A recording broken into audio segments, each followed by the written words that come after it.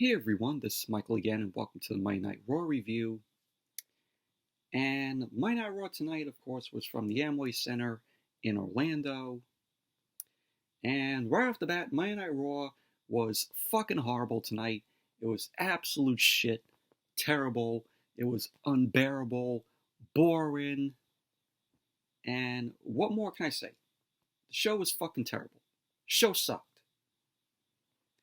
And yesterday, while I'm doing this this review now, it's 12:34. It's Tuesday morning, so I hope you all enjoyed your Labor Day.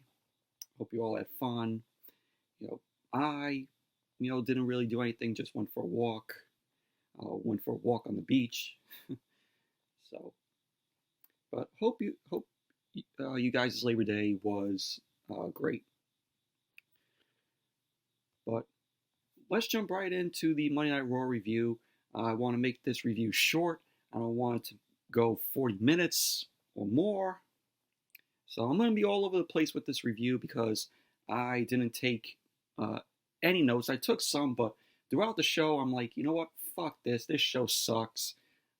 Why am I going to take, notes if the show is unbearable to sit through? So Monday Night Raw started tonight with Randy Orton. Randy Orton made his way out, and he ended up ranting on him earning his WWE championship shot from Drew McIntyre, and he was ranting about how he has to face Keith Lee once again. Yes, Randy Orton faced Keith Lee once again, and Randy Orton then addressed Drew McIntyre and their match at Clash of Champions, Gold Rush, as what their tagline is for the Clash of Champions show, or the title. And it will happen if McIntyre is medically cleared. So Orton ended up bragging about how he kicked McIntyre in the head, and he ended up breaking McIntyre's jaw 2 weeks ago. And he ended up suggesting that McIntyre hand him over the championship. And then we hear sirens, and an ambulance ended up pulling into the arena. And Orton was looking on from the ring. And Big Papa Pump, Scott Steiner. Oh, I'm sorry. It wasn't Scott Steiner. It was Drew McIntyre. Drew McIntyre got out of the ambulance. He ran down the ramp, got in the ring, and he ended up leveling Randy Orton with a Claymore kick. And that was the first of 3 Claymore kicks that McIntyre ended up delivering to Randy Orton tonight. So McIntyre then started punching Orton. The referees ended up coming into the ring to check on Orton. And that was basically that. So, but there you go. McIntyre is back.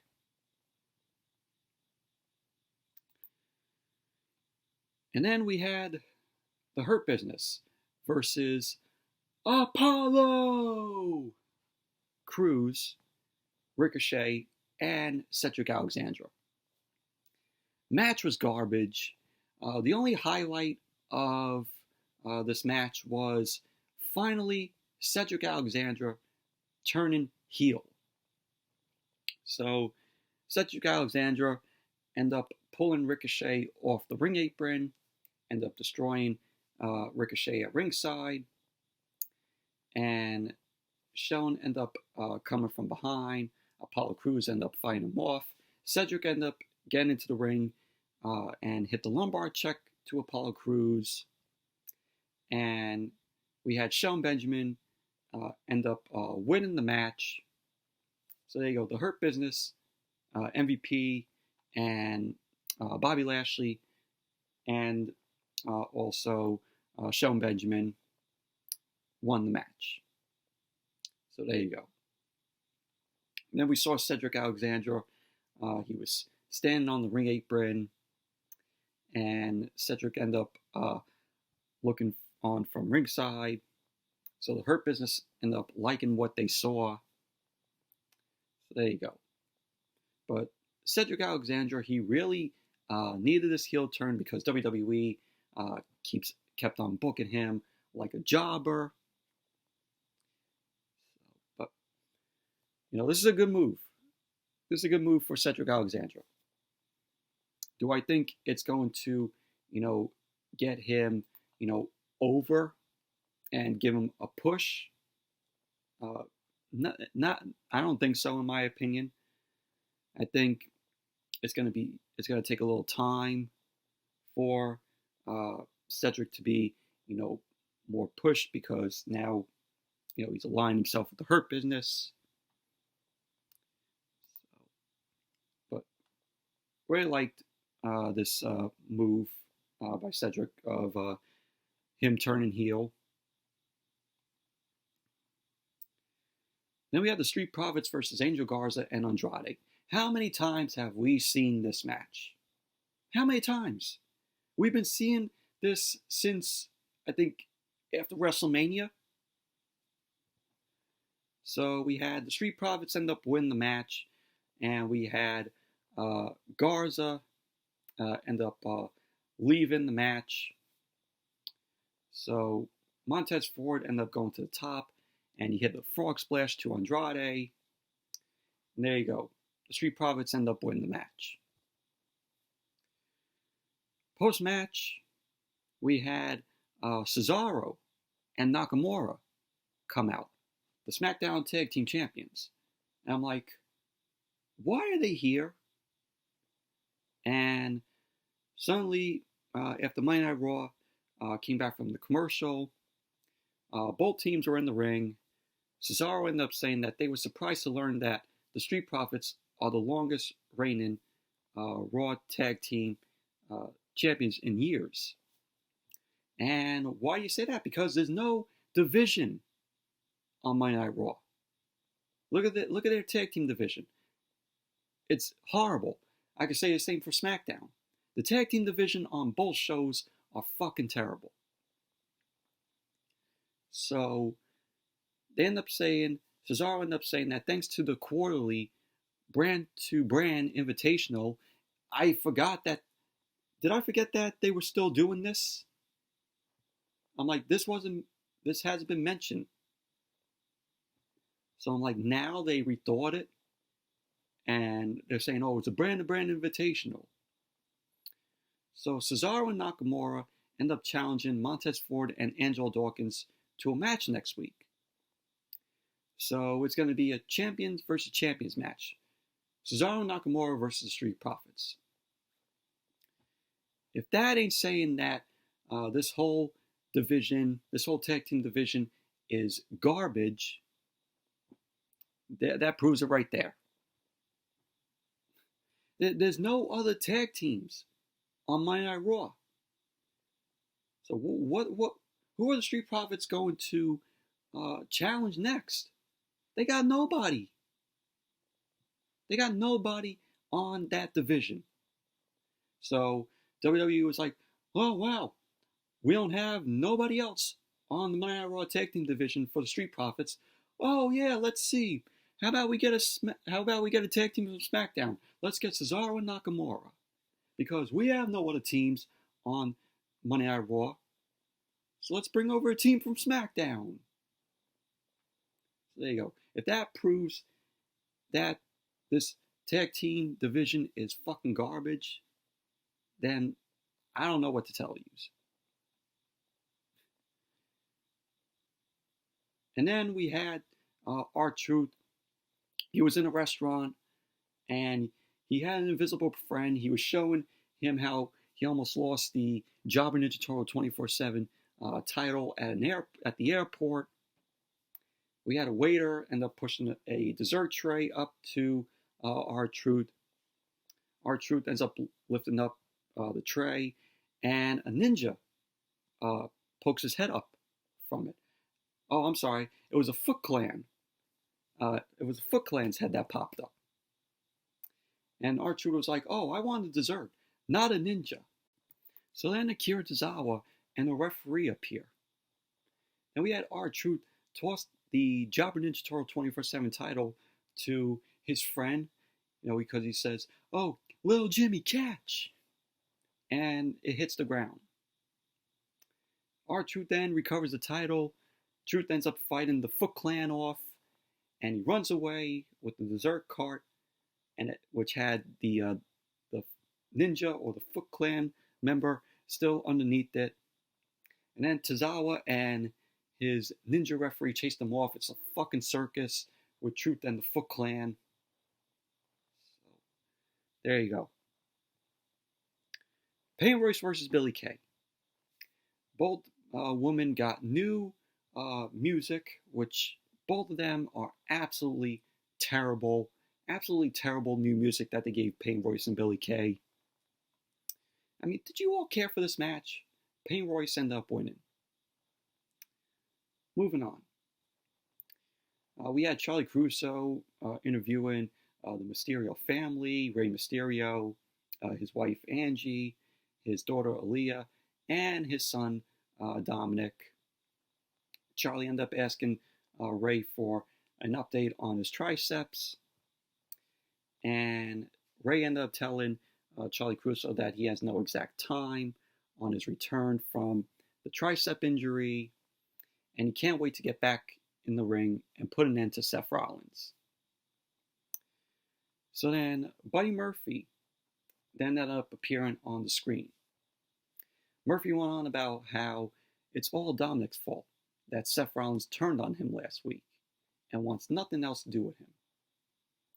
Rey ended up saying that it's not their fault that Buddy Murphy pledged his allegiance to an evil son of a bitch like Seth Rollins. Murphy ended up saying that Dominik has a bright future in WWE, but the sacrifice will be to end it before it starts. So Buddy Murphy wants to up the ante for him and Dominik's match later on in the night. So Buddy Murphy then challenges Dominik to a street fight. And Dominik ended up saying that Murphy has terrified his family just as much as Seth Rollins. So he's willing to embarrass Buddy Murphy in front of his Messiah. So he ends up accepting the challenge. So Murphy ended up telling Dominik to bring his family to ringside because it will be the last match they can see Dominik in. So Dominik ends up threatening Buddy Murphy if he does anything to his family, and that was that. So we had the street fight later on in the night, which was the main event. So then we had Asuka and Mickie James versus Lana and Natalya. Match was garbage. Match was shit. Asuka and Mickie James end up winning. Asuka ends up applying the Asuka lock to Lana, and Mickie ended up preventing Natalya from coming in to make the save, and Mickie ended up hitting the mid kick to Natalya. Lana ended up tapping to the Asuka lock, and that was that. Asuka and Mickie James end up winning. And we're getting next week Asuka versus Mickie James, and the Raw Women's Championship is going to be on the line. Now, let me ask you guys something. What has Mickie James done to earn a title shot? What has she done? I'm going to give you guys this to think about. So, here you go. Put your answers in the comments down below, or whatever. What has she done? What has she done to earn a Raw Women's Championship shot? Anyone? Anyone? All right. Your answer. Nothing. She has done nothing to earn a title shot. And if you wrote down nothing in Final Jeopardy of WWE logic or stupidity, you got it right. Nothing. Mickie James has absolutely done nothing to earn a title shot. Moving on. So we had Cedric Alexander and the Hurt Business backstage. MVP ended up asking Cedric if he's ready to make it official in the VIP lounge and join the Hurt Business. Cedric was all for it. And Sheldon ended up telling Cedric that this better be real and not some kind of game. If Cedric Alexander is playing, or fooling them. And Sheldon says, because if Cedric is playing around, he will find out and show Cedric why they're called the Hurt Business. So then we had the VIP lounge, and Cedric ended up saying that he's rather learn and earn instead of getting beat down every week. He ended up saying that he was going broke running around with Ricochet. And he ends up saying that the Hurt Business is the future. So then we had the Viking Raiders come out, Eric and Ivar, and Ricochet and Apollo Crews end up joining the Viking Raiders. And they rushed to the ring, and we had a brawl ensue between the Hurt Business and the Viking Raiders and Ricochet and Apollo Crews. So then we had a 8-man tag. The Hurt Business versus the Viking Raiders, Ricochet, and Apollo Crews. This match was okay. It wasn't great, in my opinion. But the Hurt Business ended up winning the match. We had Cedric coming in and delivered a Michinoku driver to Ricochet. And that was that. We had Raw Failure Ground, where we saw Kevin Owens versus Aleister Black. Who gives a shit about Raw Failure Ground? I don't give a shit. Why was this on Raw Failure Ground? Kevin Owens and Aleister Black. Why? Randy Orton versus Keith Lee. How many times? Is this like the third time? We had, Randy Orton won by disqualification because Drew McIntyre ended up hitting the Claymore once again to Randy Orton, the second Claymore kick. We had a 2-on-1 handicap match, the Riott Squad versus Shayna Baszler. Liv Morgan and Ruby Riott ended up winning. We had Liv end up doing a sunset flip on Shayna Baszler, pinned Shayna, and that was that.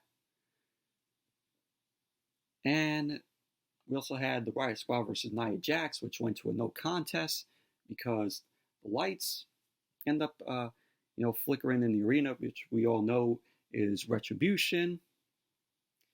So the lights end up going out, and we see a Retribution graphic. They finally gave Retribution a graphic, and it appeared in white paint, in white spray paint. So we hear a voice from one of the members of Retribution say that this Thunderdome is only a facade. End up saying that behind the mountain of screens is the same foundation from before, the same behemoth that discarded them and left them in a world to fend for themselves. So we saw another man in the group speak and end up saying that they are driven to destroy, to lay waste to every superstar and fan. And end up saying that the blinded cannot see what you do not have. And this guy mentions how the low cost of contempt will feed on everyone else. So this mystery guy ended up saying that darkness of Retribution will seep into the pores of every superstar and your so-called WWE universe. And so that was basically Retribution.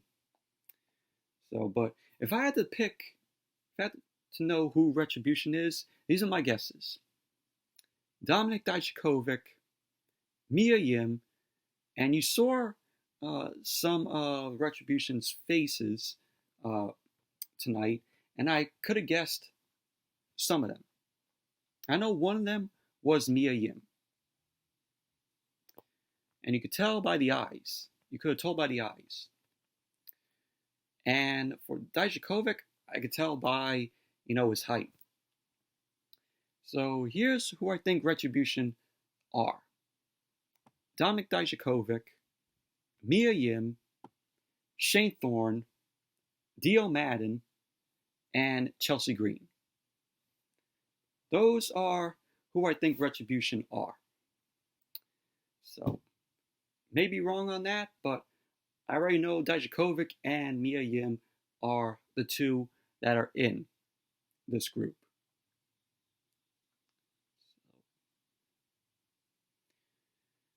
And then we had Randy Orton and Drew McIntyre going at it once again. McIntyre ends up hitting the third Claymore to Orton. So then we had the main event: Dominik Mysterio versus Buddy Murphy, street fight. This was a decent match, and Rey Mysterio was out there, Angie and Aaliyah. And Dominik continues to impress in the ring, and he's doing very good in the ring. And there was a point in the match where Dominik was tied up in the ropes. Angie and Aaliyah ended up, retrieving him from, being tied up in the ropes. Dominik comes back and he delivers a sunset bomb from the ring out to the floor and puts Buddy Murphy through a table. And I gotta say, that sunset bomb from Dominik, and he put Buddy Murphy through the table, was amazing. That sunset bomb was amazing by Dominik. And Dominik got back up, and he ended up putting Buddy Murphy, tying Buddy Murphy in the ropes. Dominik then ended up unloading with kendo stick shots to Buddy Murphy. Payback for what Seth Rollins and Buddy Murphy did to him when Dominik was tied up in the ropes. So Rey Mysterio ended up getting into the ring with his kendo stick, and he ended up addressing the camera.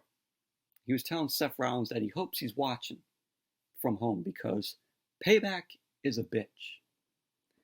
So Rey Mysterio and Dominik then unloaded kendo stick shots to Buddy Murphy while he was still trapped in the ropes. So Aaliyah and Angie end up coming into the ring. Aaliyah then end up hitting Buddy Murphy with the kendo stick. Ray ended up trying to get his wife Angie to swing the kendo stick, and she was a little uncomfortable with that.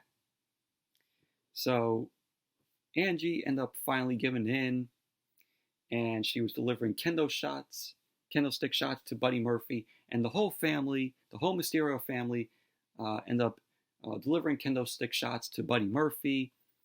So the referee ended up calling for the bell because Buddy Murphy quit. So Dominik ended up winning. Post-match, we had the Mysterio family celebrate, and Buddy Murphy ends up falling out of the ring ropes. The Mysterio family ended up grabbing their kendo sticks again. They started unloading kendo stick shots to Buddy Murphy once again while he was down. And Monday Night Raw went off the air, with that. With the Mysterio family taking, kendo stick shots to Buddy Murphy. But I really liked this. I really enjoyed this. This was really cool to to end the show. But that didn't save this whole show. Overall, Monday Night Raw was fucking terrible. It was garbage. It was boring. And that's that. Anyways, that's it for the Monday Night Raw review. Thank you all for watching. Hope you all enjoyed this review. And definitely give the video a thumbs up, comment, subscribe. And there will be no Dynamite review this Wednesday. I may not do a Dynamite review this week because I'm going to be busy. But for SmackDown review won't do on Friday because I'll be busy. It'll probably be up on Sunday. So I gotta say that though. But that's it for this video, and I will see you all later.